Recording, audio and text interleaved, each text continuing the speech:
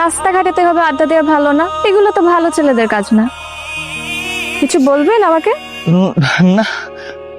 ভয় পাচ্ছেন? মুখে সাহস রাখতে হয়। যা বলবেন সোজা সাপটা বলবেন। মামা চলেন।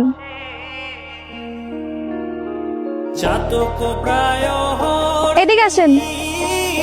দাঁড়ান, রিক্সায় উঠেন।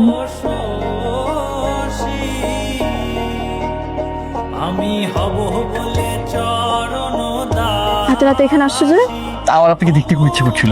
সারাদিন 5-7 বার দেখার পর যদি দেখতে ইচ্ছে করে তাহলে তো মুশকিল। হয় না তো, আমার তোমাকে 5-7 বার দেখে মন ভরে না, আমার তোমাকে অগণিতবার দেখতে ইচ্ছে করে। বুঝলাম।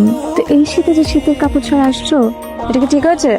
তোমাকে দেখার পর থেকে আমার জীবন থেকে শীত, গ্রীষ্ম, বর্ষা সব চলে এসে গেলাম।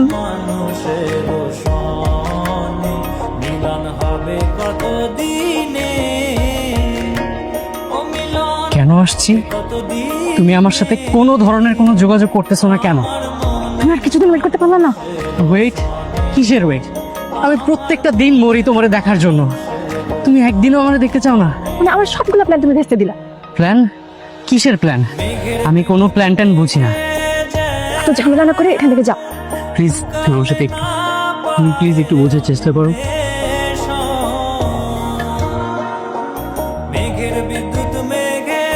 আচ্ছা, তুমি শুধু শুধু এরকম মারামারিতে জড়াতে গেলে কেন? আমার সামনে পৃথিবীর কেউ তোমাকে বিরক্ত করতে পারবে না। কিসের ভয়? আমার জীবনে এত সমস্যা, কত সমস্যার সমাধান করবে। কিসের সমস্যা?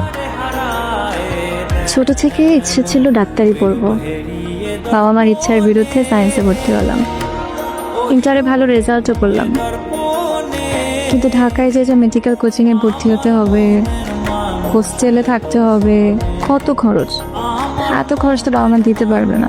তোমার বই খাতা, কাগজপত্র, ওষুধপত্র সবকিছু ঠিক মতো নিছো? হ্যাঁ, আচ্ছা নিছো। আচ্ছা শুনো না, তুমি ওখানে গিয়ে কই থাকবে? হ্যাঁ, যার সাথে থাকবে সাথে কথা হয়েছে? হ্যাঁ, বলছো তাহলে সবকিছু? হাজবেন্ডের সাথে কথা বলে রেখেছি। আচ্ছা দেখ, ওকে বন্ধুর বাসর ভালো, খুব ভালো। আচ্ছা শোনো না, ওখানে কিন্তু অনেক মানুষ থাকে বুঝছো, হ্যাঁ অনেক গাড়ি ঘোড়া থাকে, তুমি না একদম ভয় পাবা না। আর একটু দূরে দূরে পুলিশ থাকে বুঝছো, যদি ভয় পাও সাথে সাথে ডাক দিবা, ওরা চলে আসবে তোমাকে হেল্প করবে। একদম ভয় পাও না, একদম চিন্তা করবা না। তুমি শুধু সময় মতো খাবারটা খাবা, যদি তোমার খারাপ লাগে তুমি ওষুধ খাবা, আর হচ্ছে একদম মনোযোগ দিয়ে পড়ালেখাটা করবা, বুঝতে পারছো?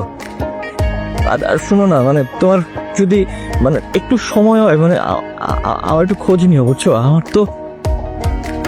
তুমি ছাড়া কেউ নাই। তোমার আজকারা পেপে আজকে ওই অবস্থা হয়েছে।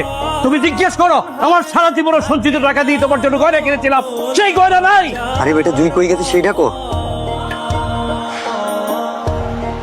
জুই ঢাকায় মেডিকেল কোচিং এ ভর্তি হয়েছে। তুই তোমারে আলু দেখে আর একটা পুলার লোকে ভাইয়া গেছে। হাজার পেতে পারবেন একদম। মেয়ের বাপ, এলাকার লোকজন সবে তোরে খুঁজতেছে। তোমার সাথে পরিচয়ের মুহূর্তটা আমার জীবনে অনেক কঠিন সময় ছিল। অন্তিকের সাথে সম্পর্কটা বাবা মা মেনে নিতে পারেনি, তো তাই তোমাদের এলাকাতে আসতে হয়। তোমার সাথে পরিচয়ের পর আমার জীবনের সবচেয়ে সুন্দর মুহূর্ত কেটেছিল। তুমি আমাকে শিখিয়েছো কিভাবে ভালোবাসতে হয়, কিভাবে ভালোবাসার মানুষকে আগলে রাখতে হয়। বিশ্বাস করো, আমি সত্যি তোমাকে ভালোবেসেছিলাম, কিন্তু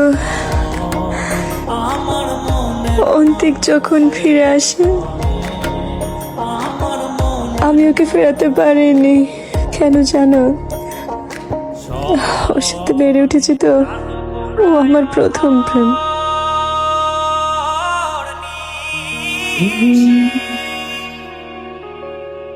আমি তোমাকে কষ্ট দিতে চাইনি, মিথ্যা বলতে চাইনি। বিশ্বাস করো, আমাকে মাফ করে দিও। আপনি